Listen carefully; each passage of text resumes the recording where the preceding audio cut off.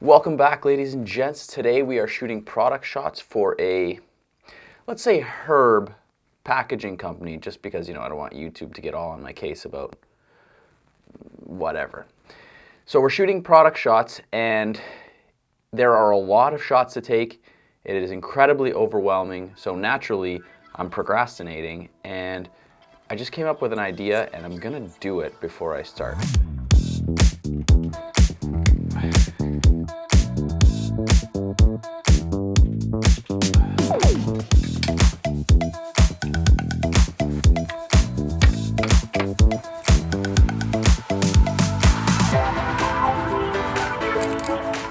Took the best part of the Gorilla Pod, which is a useless tool now in 2021. I feel like nobody uses them anymore.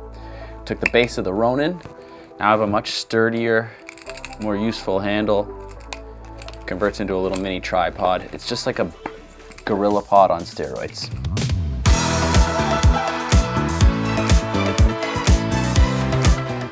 There we go. Now I got my nice handle set up, and I am ready to start actually working. Let me show you what we're working with today. It's a lot. Like I mentioned earlier, dealing with a product display company, they create like shelf stands and packaging and stuff like that. And I'll show you guys what's in the boxes here. If you can see, it's kind of a mess, kind of overwhelming. Small packages for like those. They got stickers, candles, electronic cartridges. Here are all the like shelf displays. These are cool too. Tricky part about all this is going to be figuring out how to shoot everything individually and make it look cool. So it's all from different brands, all designed by the same company, Burning Tree Co. You can look them up. They do wicked cool product design for packaging and stuff like that, like I mentioned. But it's all for different companies, and each company has a different vibe to it, a different feel, a different aesthetic, and we have to capture all of those in these photos. The first thing that needs to be done is actually white backdrop product photos. Not glamorous, so we will skip through it, but it is super crucial, and I'll explain why.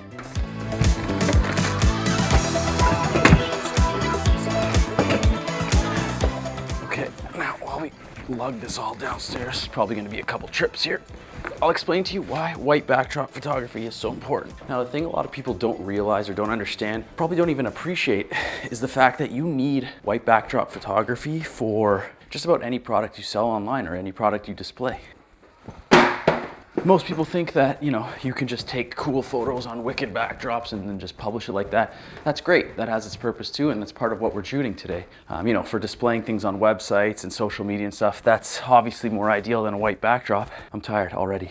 This sweater has to come off. But white backdrop is important, especially if you want to sell something on Amazon, or if your clients want to sell something on Amazon. Like, you need to include that as part of your service, and that's part of what we're doing today.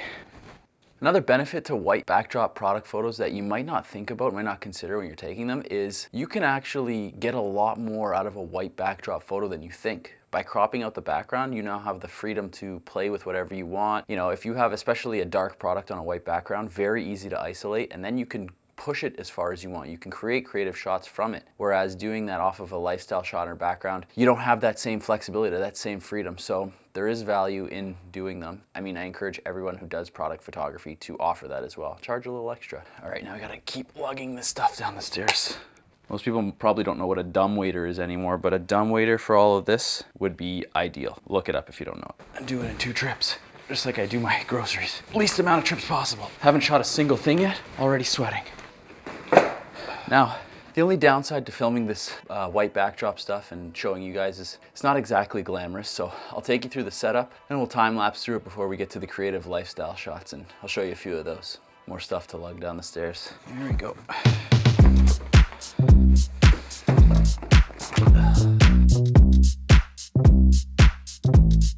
Okay, now that we're all set up, let's take a look at what's going on. Again, product photography is not glamorous, but it is the reality. Not every photo shoot is half naked chicks and glorious mountain ranges, so it's a necessary evil. Okay, so right now we're shooting with one softbox right there, Portalight. I like a single light setup for this kind of stuff. I've got a reflector here just to bounce some light back, because when you shoot with a single light, it's a little bit harsh. Then we've got obviously our white backdrop here. You can see that. And then we've just got these sick little 2-pound dumbbells just to hold down the edges. Not glamorous. So we're just gonna time lapse through this, and then I'll take you guys through how I do the lifestyle shots and plan that out in a little bit more detail.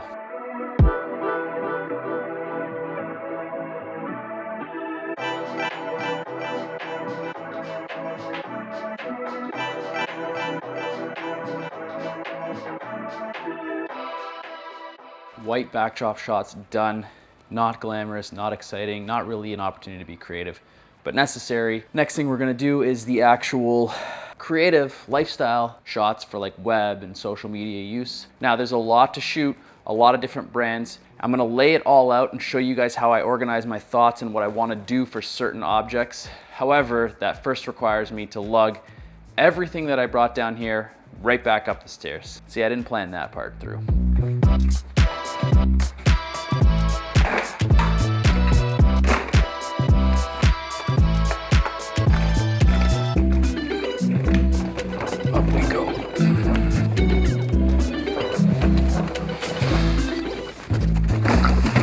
Here's my thought process here. There's a lot of stuff, it could be overwhelming. The first thing I'm gonna do is lay it all out, and then we're gonna break down their ideas. I'm gonna grab a notepad, piece of paper, start writing down my thoughts once I've got everything all laid out.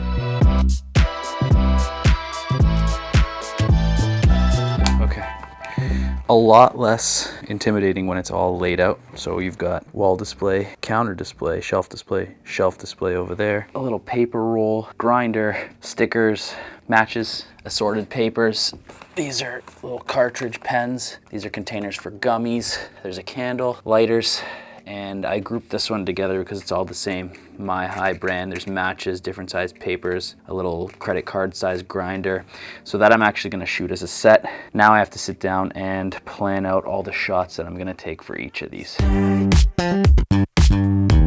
Okay, so a couple of these are gonna require daylight because I want that natural look. I don't want that like studio light look. Some of them I will do the studio lights with, so I'm gonna have to act quickly. I think what I'm gonna do first is the wall and shelf displays. So let's get those set up and see what we can do. 2 displays on the shelf, again, to replicate the storefront experience. I just put them on my shelf at home.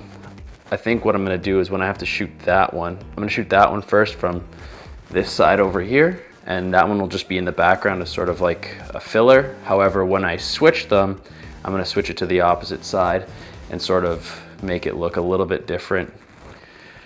Okay, so that did not work. I'm not happy with that. I gotta find a different solution, a different place to shoot those. Not everything that you try is gonna work on the first time, and clearly this is the case. Like, there's just not enough going on back here. It's flat up against the wall, it's dead, it's in a corner. It doesn't look good, and you know what? Sometimes you just gotta reassess the plan, come up with something different. In the meantime, however, I'm gonna move on to something that I think will work for sure. I'm gonna do some of those little small cassette packages. I think I have a plan for those to make those look cool. Okay, so in all honesty, after that last blunder of an idea, I'm feeling very uncreative. So I'm hoping that this idea can spark me back up because I'm just feeling not creative. I think everybody goes through that. Hopefully this idea will work out the way I envisioned and it'll actually look good. So let's see. Okay, I need these bad boys. Oh, struggling to pick them up. That's not a good start. We lost them all. God damn, you can do this. Ooh, balancing act. Here we go. Hell. All right, so for these Zoom Dog little capsule packets here, I'm gonna take my own advice from earlier and actually keep it on the white backdrop, but that's gonna be photoshopped out after in post. What we're gonna do is we're gonna make them look sort of like they're exploding upward, levitating. So I need to get a little bit of tape and some sticks to hold these up and position them in different ways. We're gonna set up the camera on the tripod and then we're gonna start shooting it, and hopefully it'll come together in Photoshop. The camera obviously needs to be on the tripod so that you can Photoshop it and it's consistent. Now I just need to find the materials I need. I'll do, you know what? Popsicle stick. There we go. Do that. We're gonna tape the popsicle stick to the back of the boxes, put the camera on the tripod, start moving stuff around, and hopefully assemble this in Photoshop.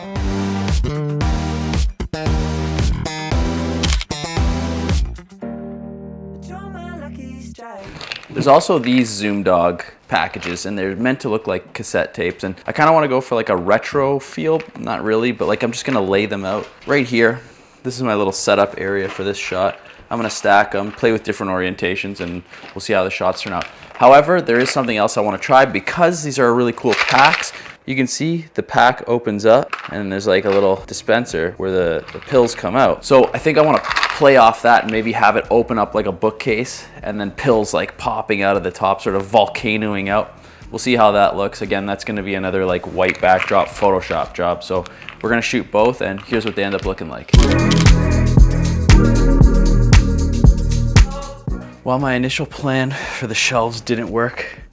Obviously, I can't just tell the client, hey, you know what, my idea didn't work. Sorry, you're not getting pictures. What I'm gonna do is I'm gonna change the shelf out. I think the shelf was the issue with the plan. So I have the two displays here that I need. I've decided I'm gonna use the shelf behind my desk. I'll lay it out here, each of the displays, hopefully they fit, and then use this glass panel up here and shine a light through so it kind of resembles a display.